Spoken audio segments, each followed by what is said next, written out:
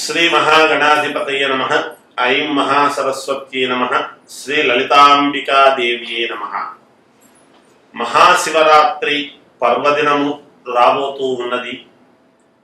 మహాశివరాత్రి అనగానే మామూలుగా ప్రతి వాళ్ళము పాలు, పెరుగు, తేనె, నెయ్యి, చక్కెర లేదా టెంకాయలు లేదా కొబ్బరి బోండం ఇలా ఏవో కొన్ని తీసుకొని పరమేశ్వరుడి దేవాలయానికి వెళతాం. సహజంగా అంటే అభిషేకానికి ఇవ్వటము, సరే అంతా అయిన తర్వాత తీసుకుంటామని కొంతమంది, లేకపోతే అక్కడ కూర్చొని ఆద్యంత పర్యంతము ఉండి ప్రసాదం తీసుకోవటము, తీర్థం తీసుకోవటం, అభిషేకం చేయించుకోవటం ఇవన్నీ కూడా జరుగుతూ ఉంటాయి, సహజం. అయితే మనము 12 రాసుల వాళ్ళు కూడా ఏమి తీసుకువెళితే మనకు శీఘ్ర ఫలితాలు వస్తాయి, అది కూడా అందరికీ అనుకూలవంతమైనటువంటివి, చిన్నవాళ్ళ దగ్గర నుండి పెద్దవాళ్ల వరకు అనుకూలమైనటువంటివి ఉండాలి. మరి అందరికీ చాలా ఈజీగా ఉండేటువంటివి ఉండాలి. ఈ రోజుల్లో ప్రతిదీ కూడా డబ్బుతో కూడినటువంటి పని. మరి పూర్వమంతా కూడా ఎలా చేసుకునేవాళ్ళు? ఇంతింత ఇది లేవు కదా, మరి ఆనాడంతా ఎలా చేసేవాళ్ళు అంటే, అందుకనే భగవంతుడు ఎప్పుడూ కూడా సులభుడు. ఎవ్వరికైనా పరమేశ్వరుణ్ణి పరమేశ్వర అని పిలవంగానే పలికేటువంటి దయాళువు అని పేరు. ఆయన బోళాశంకరుడు.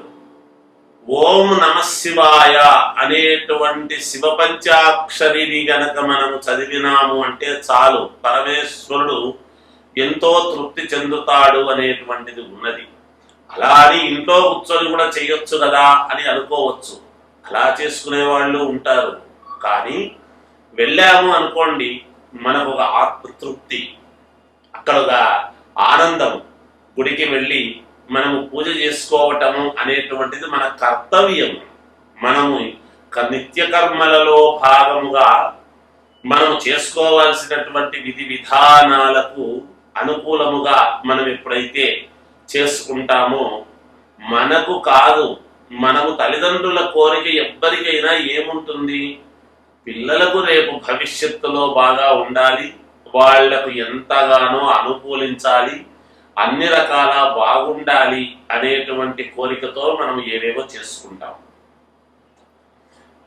ఇప్పుడు పిల్లలకు పెళ్లిళ్ళు కావాలన్నా, చాలా కాలం అయింది పెళ్లిళ్ళు కావడం లేదు అనుకున్నా, ఉద్యోగం రాలేదు అనుకున్నా, లేదా మంచి ఉన్నతమైనటువంటి స్థితి కలగలేదు అనుకున్నా, ఎన్నో ఇంట్లో సమస్యలు ఉన్నాయి, సమస్యలు ఒక్కొక్కటి తీరాలి అని అనుకున్నా, అంతేకాకుండా రుణబాధలు తీరాలి అన్నా, కోర్టు పరమైనటువంటివి ఏమైనా సమస్యలు ఉంటే తీరాలి అనుకున్నా, ఇలా ఒక్కటేమిటి, దేనికైనా మనకు ముందు భగవంతుడు స్వామి నాకేమిటి ఈ పరీక్ష, నేనేం తప్పు చేశాను అని అనుకుని భగవంతుడే గుర్తొస్తాడు మనకు. అందున మహిమాన్వితమైనటువంటి మహాదేవుడి యొక్క మహాశివరాత్రి ఈ పర్వదినము నాడు ఎవరు ఏ రాశి వాళ్ళు ఏమి చేసుకుంటే మేలు జరుగుతుంది అనేటువంటివి నేను తెలియజేస్తాను. ఖచ్చితంగా ఇవి చేసి చూడండి, మీకు ఎంతో కొంత మేలు 100% జరిగి తీరుతుంది. భగవంతుడికి ఏది చేసినా తప్పకుండా తీరుతుంది గాక. మకర రాశి వాళ్ళు మరి వేటితో చేసుకుంటే మేలు జరుగుతుంది అనేటువంటి ఆలోచన రావచ్చును. మకర రాశి వాళ్ళు హరిద్రము అంటే పసుపుతో, పసుపు నీళ్లతో ఎప్పుడైతే అభిషేకము చేసుకుంటారో తప్పకుండా మేలు జరిగి తీరుతుంది, విజయం కలుగుతుంది మీకు.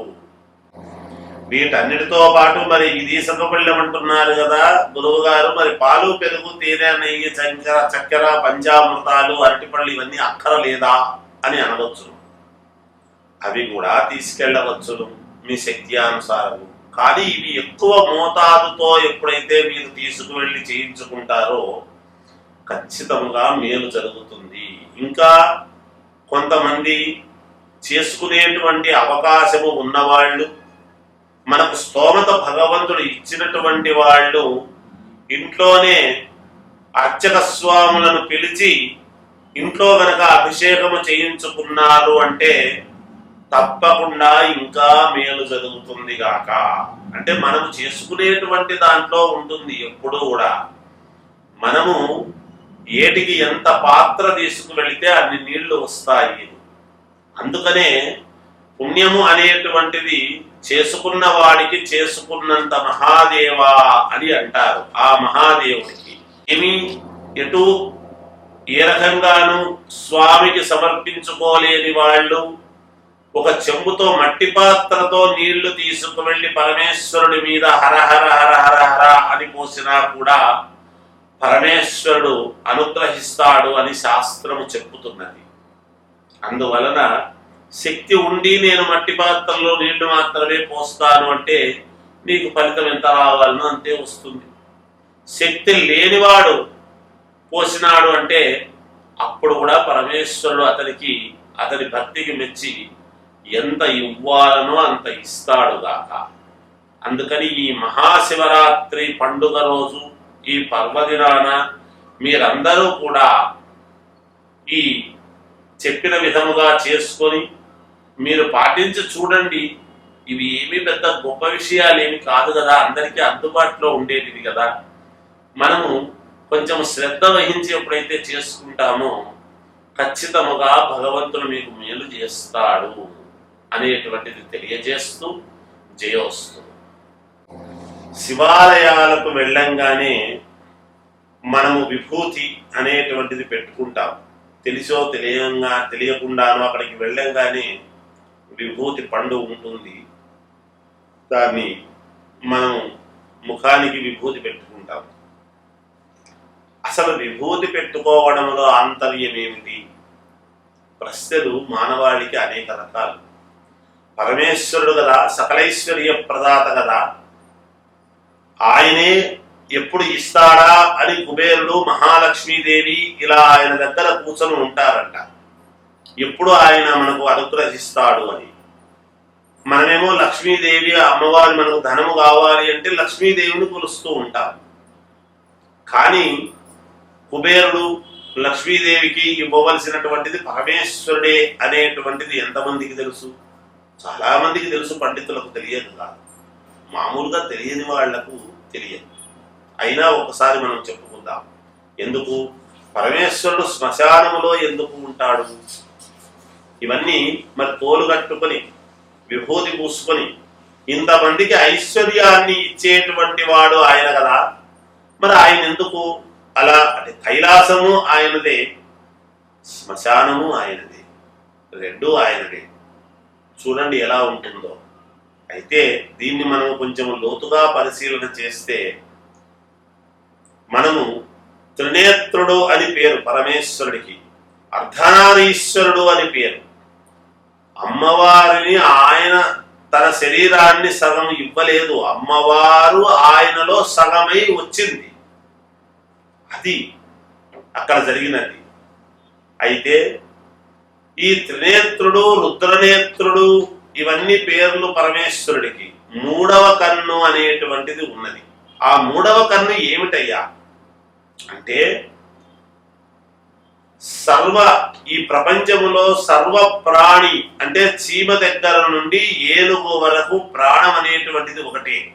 మనుషులకు కావచ్చు, పక్షులకు కావచ్చు, జంతువులకు కావచ్చు, క్రిమి కీటకాదులకు కావచ్చు, పురుగులకు కావచ్చు, ఎవరికైనా సరే ఆకారాలు వేరు, రూపాలు వేరు, ప్రాణం అనేటువంటిది మాత్రం ఒక్కటే.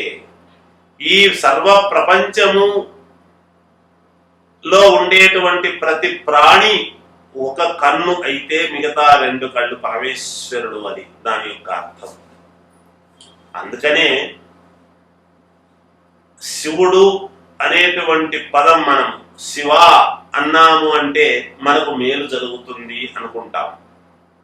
శివం అంటాం. శివం, శివోహం మనం చెబుతూ ఉన్నాం. ఇవన్నీ కూడా ఆ శివం అనేటువంటిది, సి అనేటువంటిది మానవ జీవితానికి ముడిపడి ఉన్నది అని నేను చెబుతూ ఉంటాను. అది గనక తెరుచుకుంది, ఇలా అయ్యింది అంటే ఇది తలకట్టుగా మారి శివము కాస్త శవం అవుతుంది. ఏమిటి అంటే ఆ మూడవ కన్ను అనేటువంటిదే మనకు అదే కీలకం, అదే మనమంతా కూడా. అందుకని ఎక్కడా కూడా పరమేశ్వరుడికి రూపానికి ఎక్కడా కూడా మనము అభిషేకాలు చెయ్యం. లింగాకారముతో ఉండేటువంటి ఈశ్వరుడికే మనము అభిషేకాలు చేసుకుంటాం. చూడండి, పాలు, పెరుగు, తేనె, నెయ్యి, చక్కెర, చెరకు రసము, అనేక రకాల పళ్ళ రసాలు ఎన్నో తీసుకువెళ్ళి పరమేశ్వరుడికి మనము అభిషేకం చేస్తాం. ఏమైనా నిలబడతాయా? శివలింగం ముందు ఆయన మీద నిలబడి ఉంటాయా? ఒక చుక్క నీరు కూడా నిలబడదు, అలా కిందికి పోతూ ఉంటుంది. దాని యొక్క సారాంశము మనకు తెలియచెప్పడమే పరమేశ్వరుడి యొక్క ఔన్నత్యము. ఏది నిలబడదురా, నీవు సంపాదించుకున్నటువంటిది ఏది నీకు నిలబడదు. నీకు నిలబడేటువంటిది ఏమిటి అంటే నువ్వు చేసినటువంటి పని ఉందే పరమేశ్వరుడికి అభిషేకం అనేటువంటిది, ఆ పుణ్యం, చేసిన దానికి వచ్చినటువంటి పుణ్యము మాత్రమే నీకు నిలబడుతుంది. చివరికి నీవు ఏదైతే చేస్తూ ఉన్నావో ఆ చేసేటువంటి నీవు అనేటువంటి నీ శరీరము కూడా నిలబడదు. ఏదో ఒక రోజు నువ్వు శివైక్యము కావాల్సినటువంటిదే అని తెలియజేయడమే పరమేశ్వరుడి యొక్క ఇది. అంత వైరాగ్యాన్ని, అంత ఉన్నతత్వాన్ని కూడా రెండూ చూపిస్తాడు. ఈ తత్వము తెలుసుకోవటానికే, మనము అందరికీ తెలియజెప్పటానికే నీవు ముందే విభూతి భస్మధారణ అనేటువంటిది అలవాటు చేసుకో. ఇది అలవాటు నీవు పెట్టుకుంటున్నావు, చేసుకుంటున్నావు అంటే ఏదో ఒక రోజు నువ్వు ఈ రూపాన్ని ధరించవలసినటువంటి వాడివి, ఈ విధముగా బూడిద కావాల్సినటువంటి వాడివి. దాని యొక్క అర్థము వైరాగ్యము కూడా. అంటే అందుకనే జ్ఞానము వలన కైవల్యము అన్నాడు. ఈ జ్ఞానము తెచ్చుకుంటే పుణ్యము, కైవల్యము. మనము హిమాలయాలకు వెళతాము, పరమేశ్వరుడి దగ్గరికి వెళ్ళగలుగుతాము ఆ జ్ఞానాన్ని కనుక మనము పొందినాము అంటే. లేదు అంటే మనము మళ్ళీ మొదటికి వచ్చి మళ్ళీ జంతువులు, పురుగుల దగ్గర నుంచి పుట్టుక అనేటువంటిది ప్రారంభం అవుతుంది.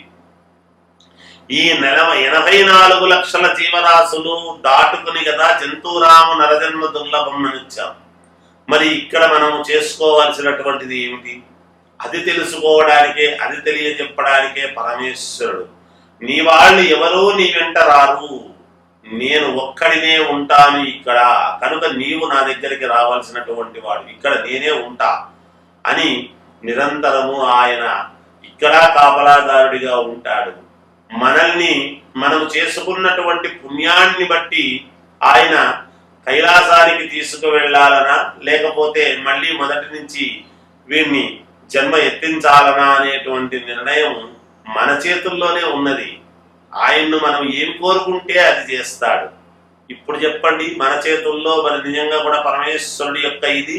మనము ఏమి చేస్తే ఆయనతో పాటి మనము హిమాలయాల్లోకి వెళ్ళాలి, కైలాసం వెళ్ళాలి అనేటువంటి కోరిక ఉన్నప్పుడు మనం చేయవలసినటువంటి పనులేమి, లేదా మళ్ళీ మొదటి నుంచి నాకు జన్మ కావాలి అనుకుంటే మనము ప్రవర్తించాల్సినటువంటి తీరు ఏమిటి అనేటువంటిది. అందుకే జ్ఞానం అనేటువంటిది మనకి ఇచ్చాడు భగవంతుడు.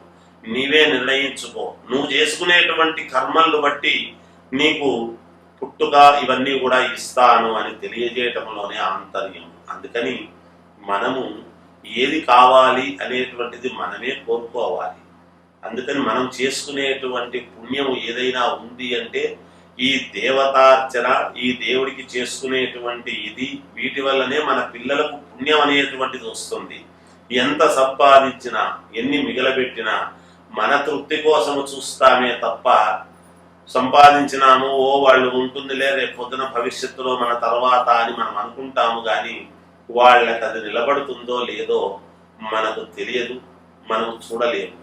మనం సంపాదించింది ఏదన్నా ఉంటే, మనము పుణ్యము అనేటువంటిది సంపాదిస్తే వాళ్ళు 10 మందికి కాదు 100 మందికి అన్నం పెట్టే విధంగా మన పిల్లలు, మన తర్వాత వాళ్ళు ఉంటారు. మనం పుణ్యము చేసుకుంటే. పుణ్యము కాకుండా మనం వేరే చేసుకుంటే వాళ్లే తినలేక అందరినీ అడిగి పెట్టించుకునేటువంటి స్థితికి వస్తారు అనేటువంటిది మనం తెలియజేసుకోవాలి. అందువలన మనం చాలా పరమేశ్వరుడికి అభిషేకం చేసుకోవడంలో ఎన్నో ఎన్నో ఎన్నో రకాల జ్ఞానాన్ని ఎన్నో రకాల జ్ఞానాన్ని మనం సంపాదించుకోవచ్చు అనేటువంటిది తెలియజేస్తూ జయోస్తు.